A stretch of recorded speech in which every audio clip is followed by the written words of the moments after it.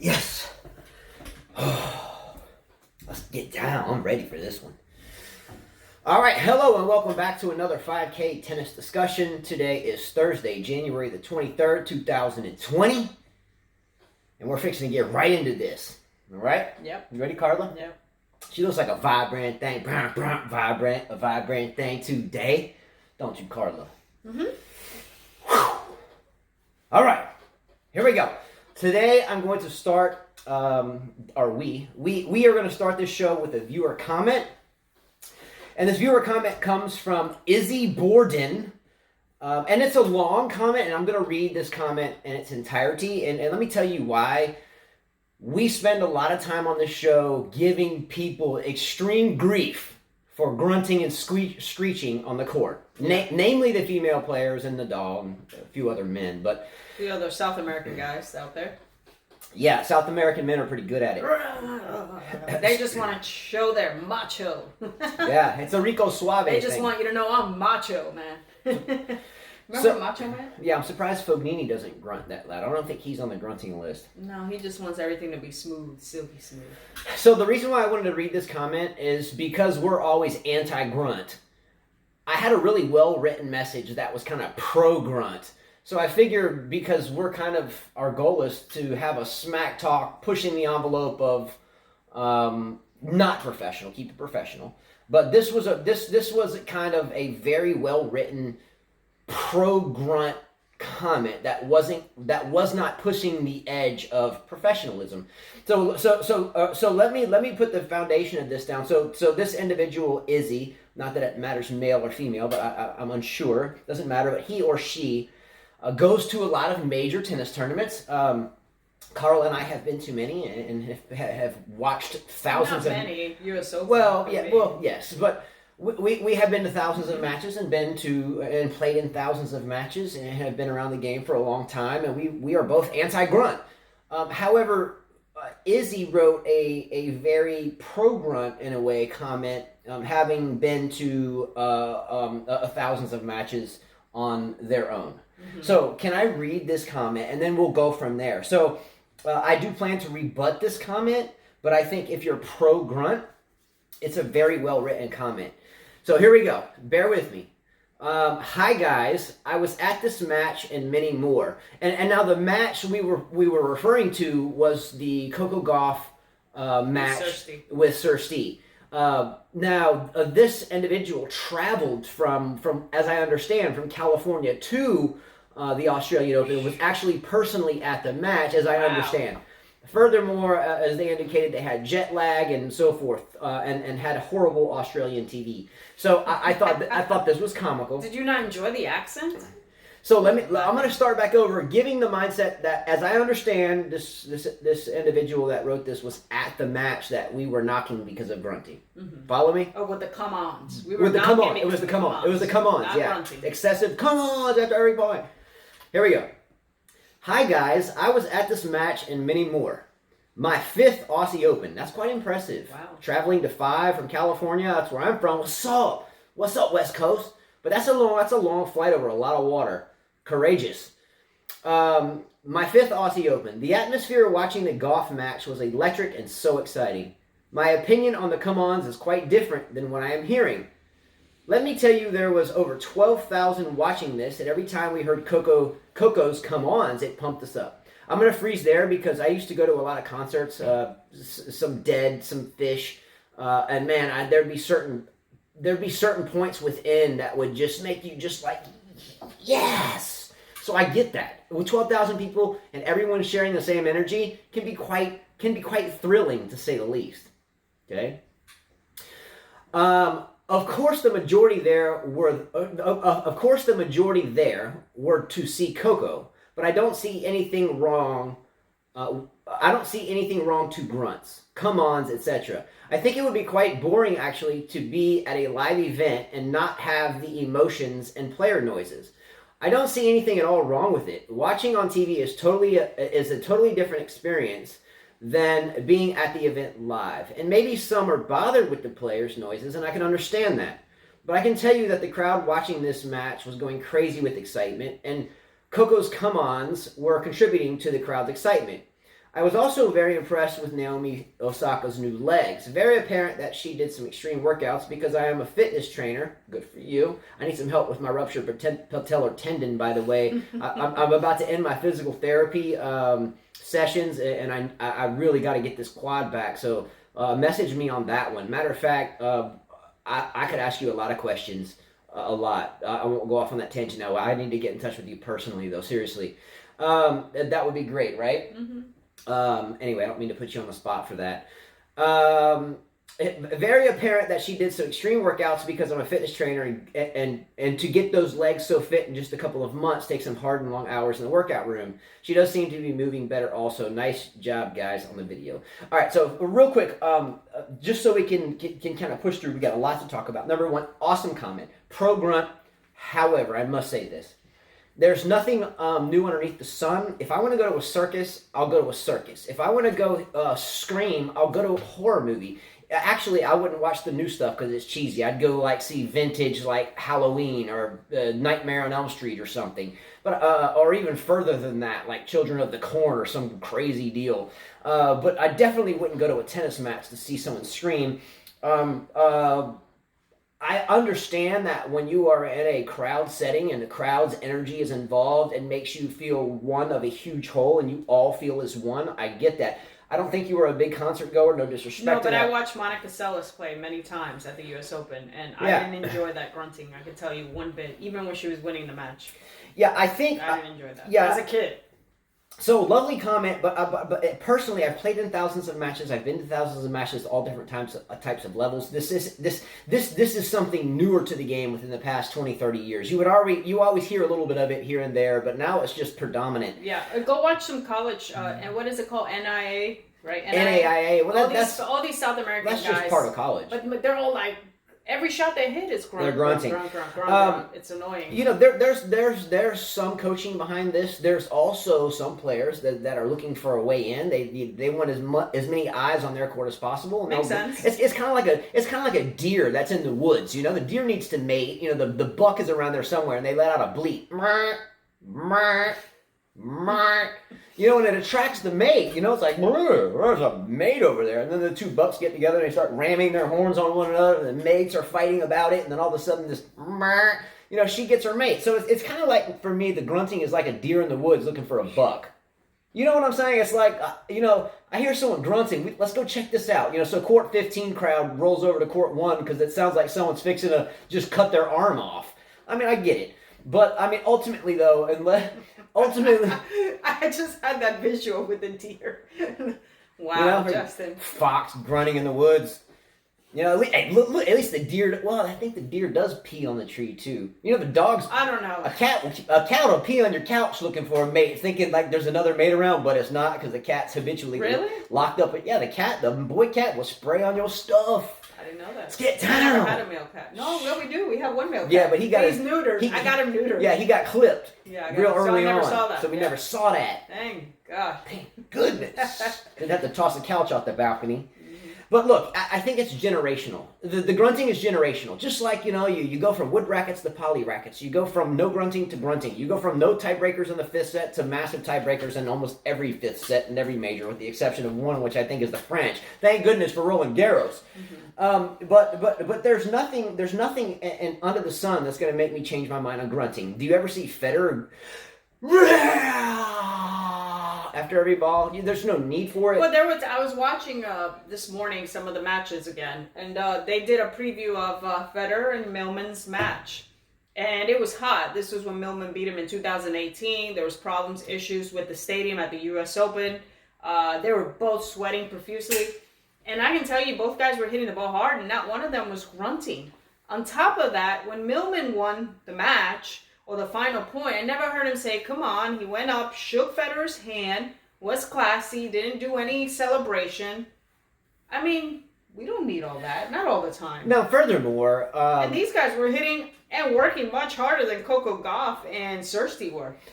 Second of all, from two people that have been through at least the USTA curriculum to be referees... not that we've really practiced that. I think we just like to know the rules of the game. And it's a pretty intense type deal to do that. there are rules that are borderline broken with these noises, i.e. hindrances. Should be a hindrance. Serena should be a hindrance every single time. So we had a comment, and forgive me out there, I read it earlier today, and the comment was from, I think it was, I don't want to say the wrong name, but the comment was spot on. You know, these noises are ridiculous. That's Lena. Some of them are borderline hindrances. That's Lena Wilgren. Well, thank you, Lena. Some of them are borderline hindrances to the point of sometimes they'll hit the ball. The ball is going towards the other side of the net, if not even crossed it, and then they grunt afterwards as a way to distract the opponent. Mm-hmm. It's inherent in coaching. It's kind of like Yastremska's medical timeout. Oh, okay, no, that was tennis serve, but Lena had talked tennis about it. Serve. He said, I am seeing something new in Australian Open, grunt fest. More players are doing it and louder. I saw a few timing their grunts to a few seconds after they hit the ball to distract the opponent. I saw that too. Yeah, as well. There's nothing new about this. This conversation has been omnipresent within coaching circles for me, and we have both been through coaching curriculums, and we both talk to coaches often. And there are coaches that will just go off into left field about grunting pro, and just like Izzy, they will go in the left field saying, "Hey, if I can push the envelope and I don't break the rule, but I come close to breaking the rule, then I'm gonna break it." Just like Yastremska's medical timeout, when we all know it was subject. See, I'm the type person though. I don't want to walk the line of trouble to no trouble. I want to stay clear of the line of trouble. And I only say that because I have ventured across that trouble line multiple times, and I don't want to cross it again. So I try to stay clear of that line. I don't want to be the athlete or person that pushes on the border of what's okay and what's not. I want to steer clear of that line. Well, you like Nick Kyrgios, and he pushes that line. I do like Nick Kyrgios, but that's for different reasons, and we'll get into. Even though he's kind of tame, he's kind of chilled out, you know. We'll get into that. There's a reason why I like Nick, because when I was his age, I was very much like Nick in attitude and how I acted, what I did on and off the court, what I did with anything. I was very the same way. I'll put it that way, without using adjectives. All right. Cool. All right. So that's it with that. All I want to say is this. Would players like Federer, Edberg, Budge, Tilden, Laver, Becker, Lindell, Stan Smith, Lacoste, the Four Horsemen, Groff, Everett, and on and on and on, never to logo, run out there and go, "Brah!"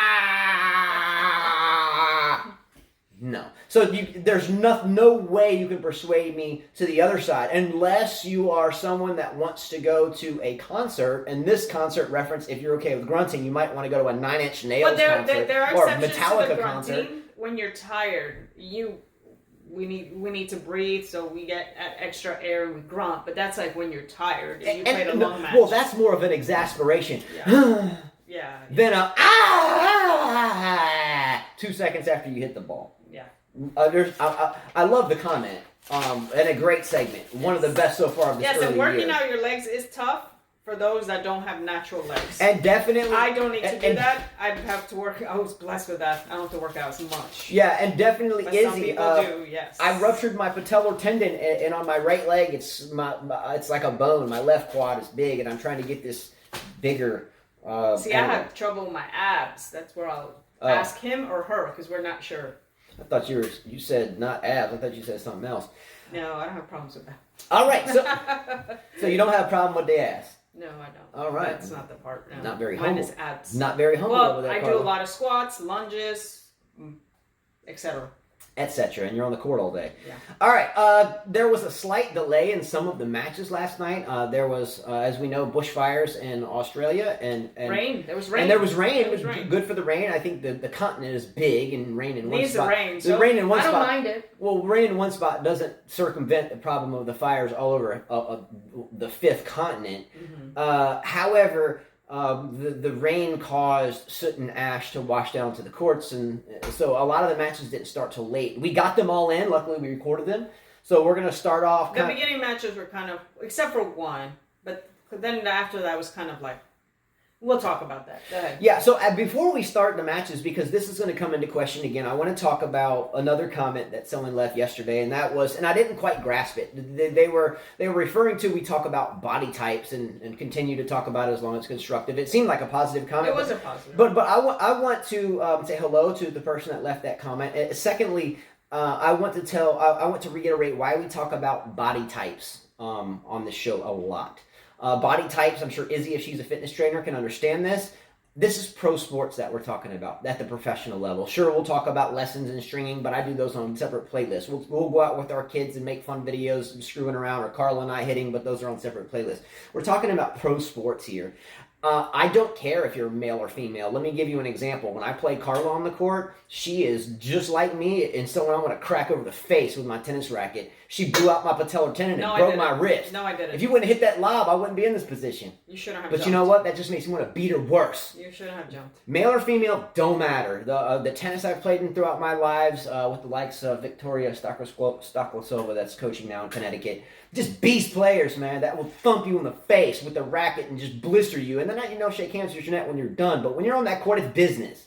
So I don't care if it's a male or female. If someone's out of shape, I'm going to say they're out of shape. I'm not going to worry about it because it's not a gender-specific thing. Well, no, this is professional sport. It's just like it's a pro sport. When you're boxing, you have to meet a certain weight. Heavyweight, lightweight. You have, just like when you do MMA, same thing. I mean, when you're skating, if you're too heavy, that's a problem. Now let's put this into ballet. They make those girls cry. Yeah, you don't see dancers. Yeah, you don't see Butterbean on Broadway doing pirouettes on. So when you're a professional athlete, yes, we all have different body types. Some are more muscular than others. Some are more lengthy and stuff. But some people, they have to work. I mean, that's your job. This is your job to be your best. Yeah, so that's why you're out there. Yeah, so this is pro sports. It's irrelevant of gender. Tennis players to me are gladiators, and once you come onto the court, it's business. It doesn't matter, and that is neither here nor there. However, can you name any past champions in any athletic sport outside or? I can name one that I was shocked that won the slam. I won't even pick on tennis. Let's look at. Do you think Jordan won any of his championships looking like Butterbean? Bartoli won.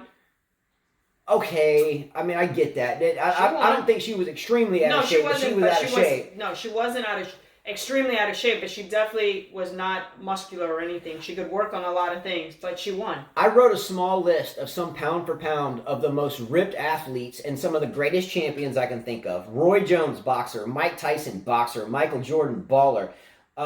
Serena in her prime, ripped up like a track star. Jackie Joyner Kersey, Carl Lewis, Kevin Johnson, Gold Shoes, what's up? Deontay Wilder, right? Steffi Graf, Martina Navratilova, you can go on and on. Chris Evert, I mean, they were all in shape. Sure, there are people like Butterbean and Andy Ruiz who come in and make upsets, but in pro sports, the fittest, or the survival of the fittest, generally prevail. There are different weight classes, as you said, in sports, but in tennis, it's more along the lines of, are you a defensive player? Are you a big server and you want to get 1, 2, 3 done? Mm-hmm. Are you going to be a track star like Djokovic? Even Rafael Nadal, who grinds his game out, has had problems because of his tactics on his body over the years. Yeah. So body types are hugely important. I would say that the perfect, not over exaggerated, and I think he's become. I've started to like him as Djokovic. If you look at him, he's not over muscular, but he's not super thin. He's at the perfect. Yeah. Djokovic he can move well. Yeah. Has enough muscle. He's lean. Good flexibility. His legs are thick. His arms they're all in the right place. Yeah, Novak Djokovic to me has one of the most ideal tennis physiques you can imagine. Now on the women's side, there's a plethora thereof. Mandy Siegman. We were watching her. I was impressed. I was like, wow. Yeah, even what's her name? Christina Ahn or Catherine Ahn. Look at vintage Lazicki. Yeah. Look! I like Carolina Pliskova. There's a lot of Carolina Pliskova could put some more muscle. There's a lot. But that's her game. She serves big. There is a lot of athletes out there that are extremely fit, and when the tough gets fit, and you get yourself into a battle, it's tough to get out of that battle unless you get it over with and just are hitting every cylinder on point. So body types and fitness comes a big play. And this show as well when we coach our students, whether they're beginner, intermediate, young, a little bit more progressed in age, we drive them to fit. If they can't run, we'll skip. If they can't skip, we'll briskly walk. And that's just the way it's going to be. To be out of shape at this level is a big detractor from your overall package. Right. It helps. Right? Being in shape helps. Yeah, being in shape definitely helps. I think I forgot her name, Izzy said it well. I mean, Osaka's moving better. Yeah, I could tell when I saw her. I said she looked fitter. Yeah, I mean, I can't say it any better way than that. But great comment out there as well. So let's jump right in. I still have a lot more to talk about. We'll keep going because I'll just follow you and have my notes. All right, so last night, we'll talk about fitness for a second. Last night, Helena Ostapenko, again, I love her as a player. She's won a French Open. She's a fighter, but she looked a little bit sluggish on the fitness perspective. She wasn't extremely out of shape, but she looked a little bit soft in my opinion. I did tell them that she's going through a lot. We know that losing any parent or losing anybody in your life can be stressful, and some people kind of shut down, or others go to the extreme that they do too much. So that's why I give her a pass on that. I give her a pass on fitness simply because we know she's been through something very tough. Yeah. But I don't give her a pass on her strokes. I was watching almost every single point she hit from both sides, forehand and backhand. No one taught her, but she hits everything open stance. So her forehand's open stance, but everything, it's like she's using arm. I've seen people use open stance, but they're still putting their body weight into it. Hers was just open stance, all arm. I mean, it's good to step into the ball, but she just doesn't do it. I don't know how she does it with her arm like that. Her arm looks like it's almost coming out over here and then going around. There's really no waist movement there. I don't know. There are pros and cons of hitting open. Everything was open. On just the forehand side? Both sides. Hitting open with the two-handed backhand is easier to get away with than hitting open with the one-handed backhand. So you can't do that with a one-handed. I'm sorry. You can't. That's tough. Well, you can. That would be tough. But when you hit open with a one-handed backhand, when you're driving through the ball, instead of keeping racket, head down, everything target through point of impact, and through your follow-through, if you're open, you tend to hit and then pull away. Yeah, but she's a Shapovalov and Thiem do this habitually. Yeah, but she's a two-hander. What I'm saying is that usually you set for the point, you watch bar two, you set for the point, and then you jump into it. It's a lot more, the ball's coming a lot deeper to you and a lot harder. She hits open stance, and you can hit open stance, nothing wrong with that when you're on the run. You know what I mean? Or some shots, but she doesn't turn at all. There's no momentum in her shot. One of the fundamental issues with hitting open, if your feet aren't set in position, no footwork. She doesn't have footwork. Well, you tend to hit off the back foot. So we want to get set. Here's the ball out here. My point of impact is out front. I want to get set. Even if I'm hitting open, if I'm set, then I can drive off the legs and then come through it. However, if I'm hitting open and I'm not set and in a striking position, turn, nice, ready to load and just fire away, right? Mm-hmm. If my feet are still on the move or they're flat, I tend to hit, and if I'm open when I hit, I tend to hit and fall away and hit off the back foot, the non-trailing foot. Sakari is great at doing this. Who else is a habitual? Yeah, but she still doesn't hit everything open stance. Sakari's forehand's open all day, and she does it so open. It has the full Western grip. When she hits it, she's kicked back. Yeah, all the way I get off her that, back but foot. if you look at Ostapenko, it's a lot worse. There is really no power going into her shots. It's more of a grunting fest. I think fitness plays a part in that because when she won the French Open in 2017, I don't think she had that problem then. So here's an argument for fitness. I should watch her back then when she won it now. See what's the difference. By the way, Bencic stayed inside the baseline almost the entire match. She did not concede any territory. Because there was nothing. She was the aggressor. Because Ostapenko was backed cannot up. hit that ball deep. There's no way. Not the way she hits the ball. There's no way. Sorry. It Nope. works on clay better, but not here. Don't concede territory if you don't have to. If you can gain territory, get it done. Bencic could have beaten her worse. So Bencic again, I think that it was a good match. Bencic could have beaten her worse. I think so too. Next match that I watched, again, I didn't do backflips watching this match, but the Muguruza-Tomljanovic match. Here's two very fit players here. Muguruza By the way, and Tomljanovic. I was looking for her because I wrote that. Muguruza, by the way, reminds me of a very graceful, elegant lady. You know, just the way she plays tennis. She grunts at times, but her tennis is to me, it's fluid. Muguruza has a level of class about her that is like Gabriella Sabatini to this very day. Some of you may not know Sabatini. I named my fourth child after Gabriella Sabatini. But if you look at Gabriella Sabatini, I even have Gabriella tattooed on my arm. My dad loved Gabriella Sabatini. I loved her. He used to say, "That's my baby playing." I used to watch him when I was a kid. We were watching him. Well, her play Steffi Graf. Steffi Graf was my favorite player, so I would always go, "Come on, Graf," and he would always say, "That's my baby, Sabatini."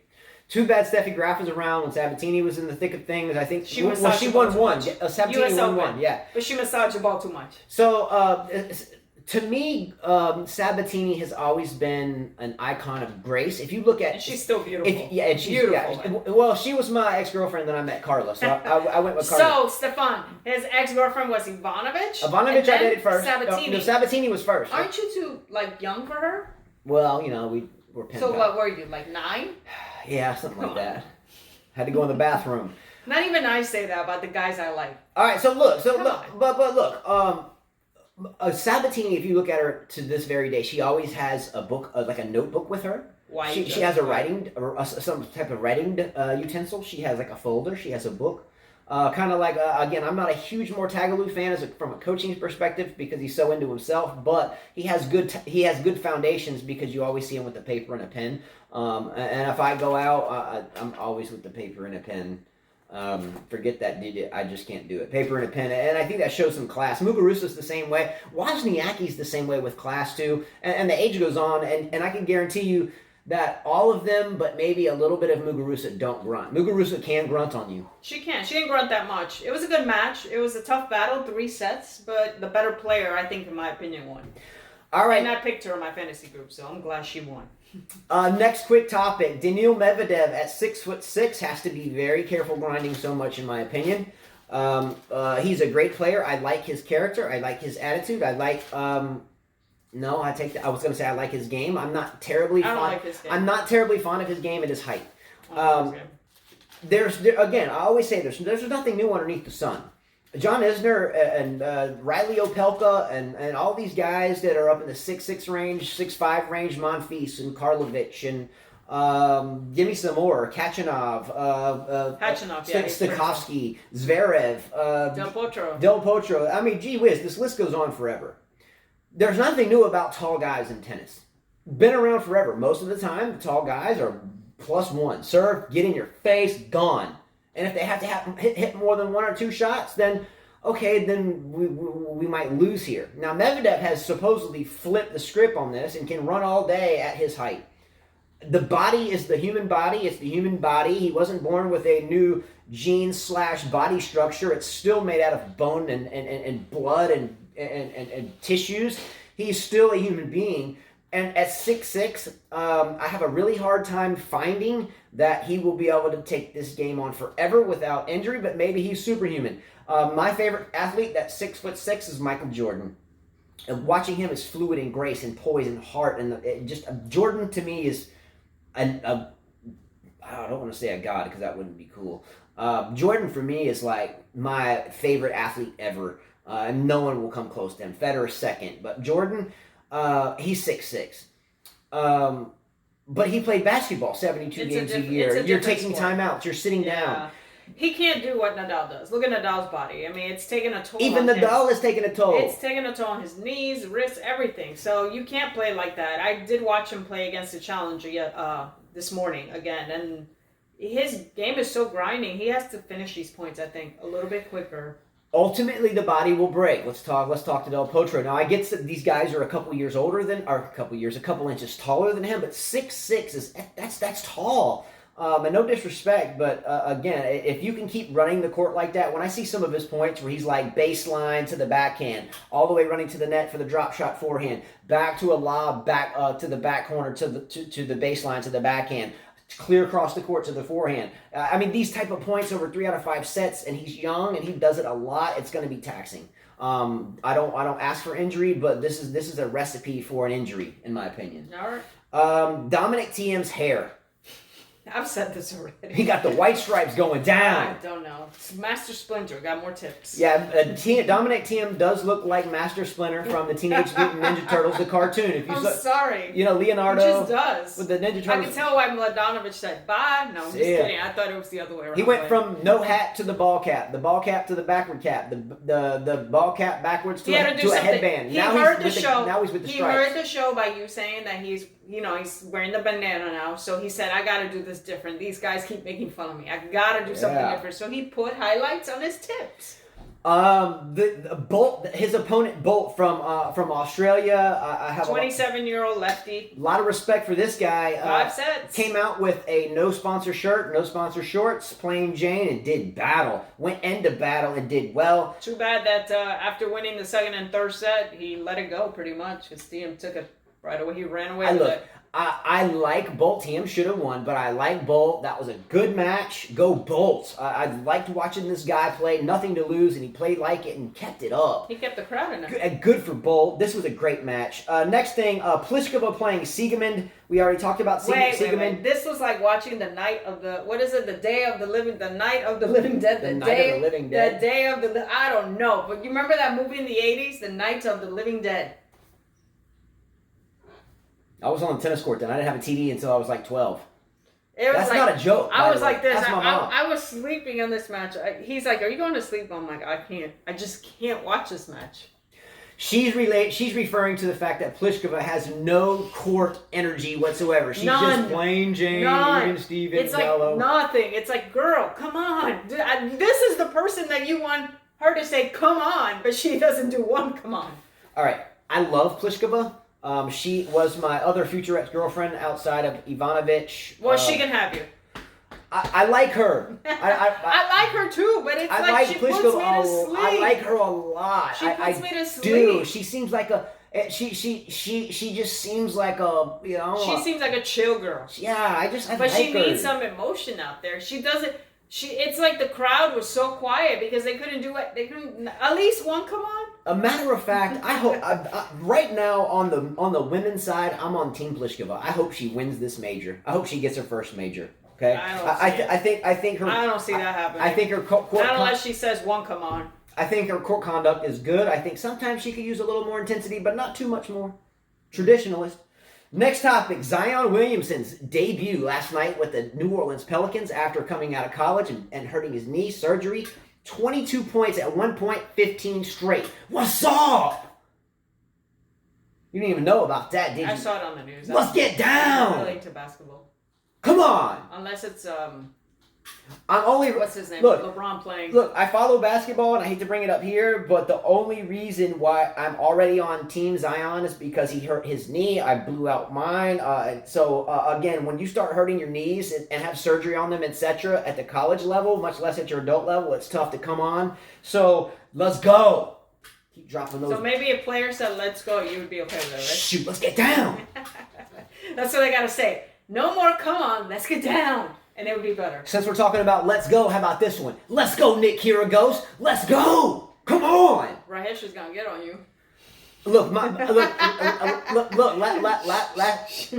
last night during the Gilles Simon match and the Kyrgios match, I had a really good time watching that one. Kyrgios, I don't care what anybody says. You guys say, well, you hate other players that act like a fool on the court, like Fognini, but you like Kyrgios. There's a difference here. Someone like Fognini is just a real asshole. I explained that on the comments. But someone like Kyrgios he's just an act. He's selling tickets, but he's an act. But he's like the most liked guy in all of tennis locker room. Like no one hates the guy. Especially, I'm sure Djokovic and Nadal really like. But he doesn't care and he has fun with it. Last night, insofar as he getting a time violation for taking too long. Kyrgios picks his butt and pulls on his shirt, mimicking Nadal, looks at the chair. We've all seen impersonations before. By the way, for those haters out there, Rahesh on Kyrgios, what did Novak Djokovic used to do all the time? So let me ask you a question, Rahesh. If you don't like the antics, when I was at the U.S. Open in 2007 and Djokovic played Federer in the final, I was sitting right there in person. What's up, Izzy? Djokovic did a nice impersonation during that tournament. He can do good impersonation. He's done Andy Roddick. Yeah. Andy Roddick almost beat him up. Right? I saw him impersonate Sharapova. Wozniacki. I saw him he impersonate. He does it good. I saw him imitate Federer. He does it good. So you can't. So let's not. But by the way, listen. Going back to Kyrgios. Can't be a pot calling the kettle black. Well, I don't understand why people don't like him. He's not my favorite player. I don't like him doing what he did with that girl, acting like, no. There's certain things I don't like. Yes, there are things that cross the line. Is he bad? Yes, he's bad at times, but I think he's acting. Yeah. But I think ever since they warned him, it seems like he's kind of chilled. He went to 4 sets with Simone. Usually the guy explodes, throws his racket. He didn't do that. He came back, won the match. On his interview, Jim Courier was the person interviewing his favorite person, the one that criticizes him all the time. I wonder how Jim Courier felt doing the interview after the match. But, his answers were very professional, and it looks like he's focused. Look, Nick, I think Nadal will have some trouble with him. We talked earlier in the show about people that will cross the line or push the envelope or a line of what's right and wrong, and Nick Kyrgios has done that. But at the same time, the ATP has lapped it up, and the fans have too. People like Fognini are they're mad, they're angry. That's just who they are. Nick Kyrgios on the court has climaxed or made his brand reach epic proportions because of what he does, as in my opinion, is an act. Off the court, he's beloved by everyone in the locker room. Fognini, on the other end, complete opposite, with the likes of Jack Sock. So anyway, don't go into that. I hope Kyrgios now at this point. I'm not gonna lie. I hope he wins the tournament. Don't hate on me. I'm hoping Djokovic. Well, he's got Hachelov next. I just think right now it would be good for Kyrgios to win his first major again. He needs the to big hurry three up. have 16, 19, and 20. Time is ticking. And Djokovic will pass, but let's see. Djokovic will pass. Djokovic will pass. I hope he wins it. Djokovic will beat him, but Kyrgios, I wouldn't be upset if Kyrgios won this. The one thing real quickly next, watching Sasha or Alexander Zverev serve. He has a habitual double fault issue, right? Yeah. I heard one of the commentators actually mention this, watching this, and we've said this before. When Zverev serves, he hits, and instead of going through the ball and bringing his energy into the court and split stepping or approaching the net or whatever his play is going to be. And if I'm serving volley, I'm hitting, coming under my front foot, boom, boom, getting to the net, let's go. If I'm going to retreat and play the baseline, I'm going to serve, I'm going to split, I'm going to move, I'm going to get set. Zverev has a fundamental fault of serving, hitting the ball, and coming off balance and falling away to his left. So we come in, we want to hit. Sort of some of our students. A lot of our students. Usually what some beginners do. I'm surprised he does it. Why is hitting the ball on serve and falling away to your left a problem? One, because you're off balance a bit. Your mechanics aren't perfect. But when you fall away, if I'm hitting and coming through and I can split. So I hit, split, I'm ready. I can go either way. Boom, right? You follow me? So if I'm hitting and I fall away, now I'm off balance. I kind of have to balance a little bit and then split. And what happens is it opens up the returner to go up the line with the return. So when you're double faulting a lot too, as well, the fall away adds to a lack of consistency. I've been in coaching seminars where we talk about falling away and how to address it, and does it kind of offset consistency. Arguments for, arguments against. Most people say it's just a bad position to be in when you hit and then you fall away to the left. You're a split second late, therefore you open the line. I'm a firm believer that it offsets consistency, because if I have this ball and I have a small sweet spot, which enables me to direct traffic to the best of my ability. I want sweet spot. So if I'm hitting and I'm falling away, I feel like my racket might open a little bit too much, and I might hit a little bit too wide. Or up the tee into the deuce court. But again, that's just me. But the major flaw here is opening the lines up. And I think that's why Gerasimov took him to, a breaker in the first set? Open the lines up. But anyway, check it out. You'll see him fall away. And it's no better of a habit than Thiem jumping and hitting his one-handed backhand, or Shapovalov jumping and hitting his one-handed backhand. I think between the three of them, I think Shapovalov has shown the most ability to stop jumping and hitting, staying down, and not hitting open and flopping open. It's amazing they made it that far into pros with those habits, right? Well, Shapovalov seems to have corrected a lot. When you hit the one-handed backhand and you hit it open, we want to stay closed at least as long as possible, hit through the ball, and then we can kind of follow through and pull away, as you say. I don't even call it pulling away. I'm just finishing. It's free floating at that point. Mm-hmm. But when you're hitting open. And you tend to hit ball. So I always do that. You tend to hit ball and get your strings off ball too quick. So it leads the ball to become erratic or less consistent. But when you stay on ball and drive through, the strings stay on ball. If you're going cross court, you can pull off a little early. But at the end of the day, when you jump at it and hit open, it leads to big problems. But Shapovalov looks to have been the one of the three that has kind of etched that out. Another one quick, Kontaveit can be dangerous. Annette Kontaveit can be highly dangerous. She has a big match coming up, and I just wrote this down. Benchik's going to be a big match. Kontaveit could push through Benchik if Benchik doesn't win the match sooner, as she should have done against Ostapenko. Watch out for Kontaveit. I said just a second ago, I didn't mean this. I don't necessarily want Kyrgios to win it. You know who I want to win this tournament? Gulbis. They're real, Justin. He's not going to do it. But come on, man. He's in that same category as Nick to me. Yeah. So, what do they have? He would meet Monfils is his next match. First. Monfils is his next match. Which I think that Gulbis could win that if he continues on the same trajectory. You got to get ready for a lot of trick shots. So, anyway, again, and Gulbis can be a real butthole, too. With the likes of Fognini and Kyrgios, Gulbis can be a class act asshole. However, veteran, been around, why not? Let's throw Gulbis in the mix.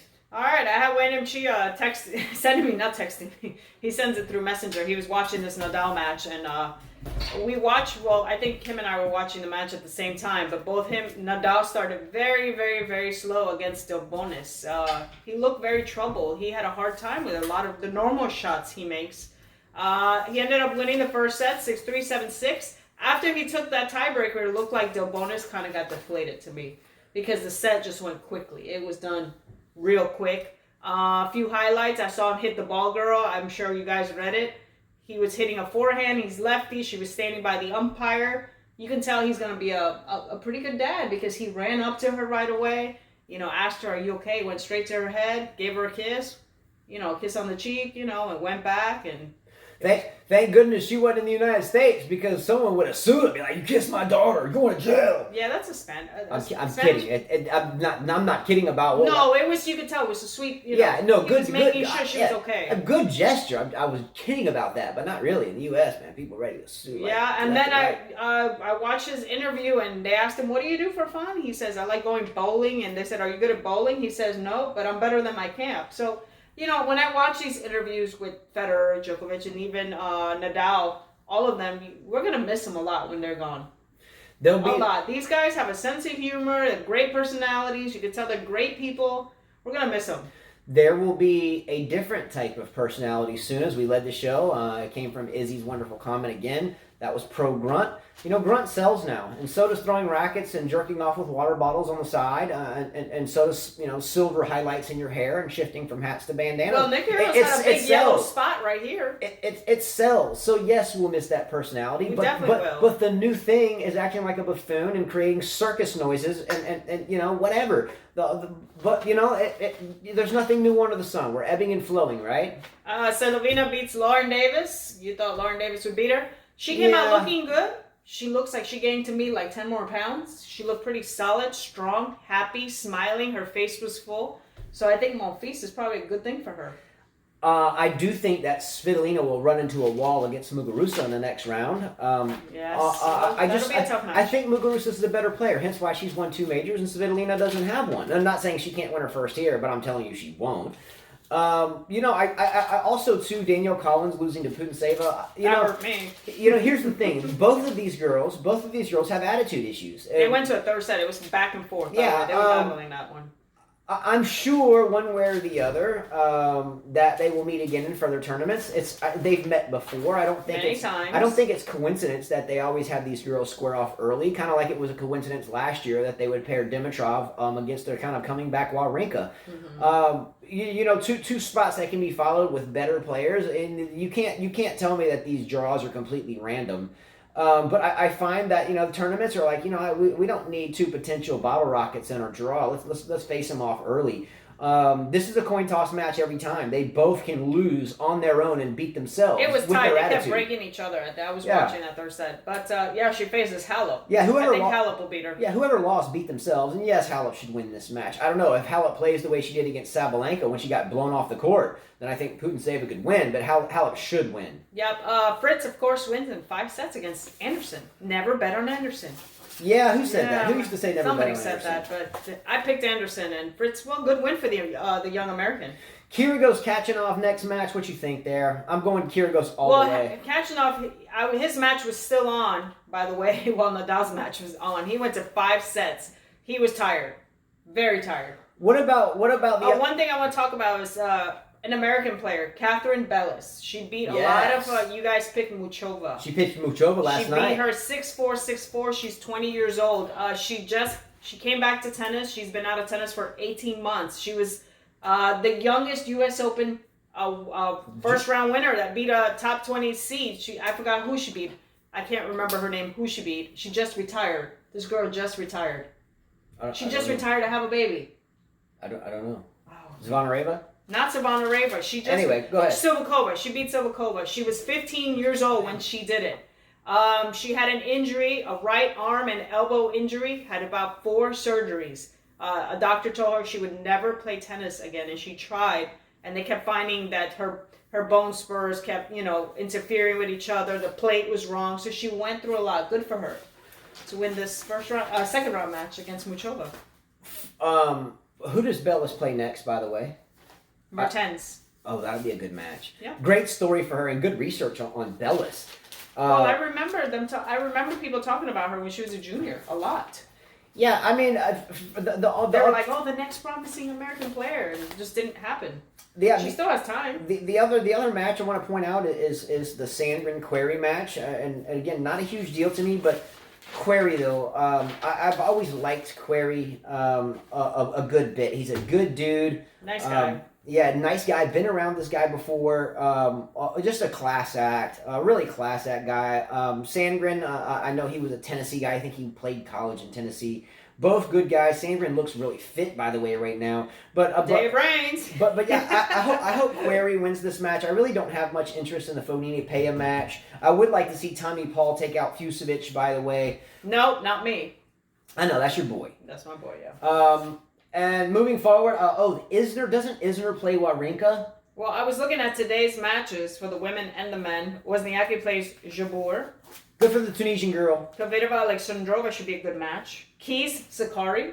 Yeah, but Keys should be able to hit through the court with Sakari. So we talked about Sakari. She hits off the back foot. He should be able to open a path and hit through. Win. She should be able to hit through Sakari. I think Ethan just sent me a message while we're doing the show how this is overhyped. Coco Gauff and Osaka. I think as well. They're making a big deal out of a match that really Osaka should win 6-2, 6-2. Okay, I agree. It's too early for that. However, in the future. Look, I love boxing. Big fan of boxing. Been one of my favorite athletes of all times. Don't hate me. Is Mike Tyson. I get he bit Holyfield's ear, but that was some weird stuff. But also like Deontay Wilder a lot, my boy from Tuscaloosa. However, this is a prize fight. If you look at Goff's build at 15 years old, yeah, she's strong. I think she might be stronger than Serena was at 15. No. Check them out. Check them out. No. But when did you see Serena jump on the scene? 16? I met Serena when she was 12 years old at the Reebok. She was built Coco strong. No way. Coco strong. She doesn't have. There you comparing people to dogs again. She just compared people to dogs again. Coco has thighs and her ankles are like her calves are like yours, super thin. Now I got super thin calf. Serena was boom since she was 10. Now I got you telling me I got bird legs, and then I had Izzy today talking about, man, Justin just old. I thought he scored like a 26-year-old girl talking about she thought you were 26, and I'm sorry, I'm just old and scored a new girl. How is that even right? Coco Gauff is strong, but if you look at her calves, the thighs are strong, but down there it's still skinny. Serena never looked like that. Serena, even go back to videos when her dad and Venus, she looked strong. No way you can compare those two. Sorry. Let's go. So that's it for me. Are you set? I was just looking to see who's playing. Tsitsipas Raonic should be a good match. Let's go, Raonic. Let's get down. Let's take care of business. Let's go. And Millman and Federer will be sleeping, but we'll watch the. Yeah, we will definitely record it. Yeah. So that's it, everyone. Much love to all of you. We do this for you. We enjoy it too. Please subscribe to our channel. It means a lot. Other than that, let's go. Adios. Come on. Let's go.